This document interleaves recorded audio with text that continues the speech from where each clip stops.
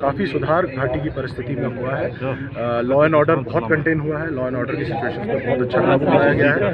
आतंकी घटनाओं को भी काफ़ी हद तक काबू पाया गया है। यहाँ पर जितनी जैश, लश्कर, एचएम की टॉप लीडरशिप थी वो पिछले कुछ वर्षों में सारी खत्म हो गई है।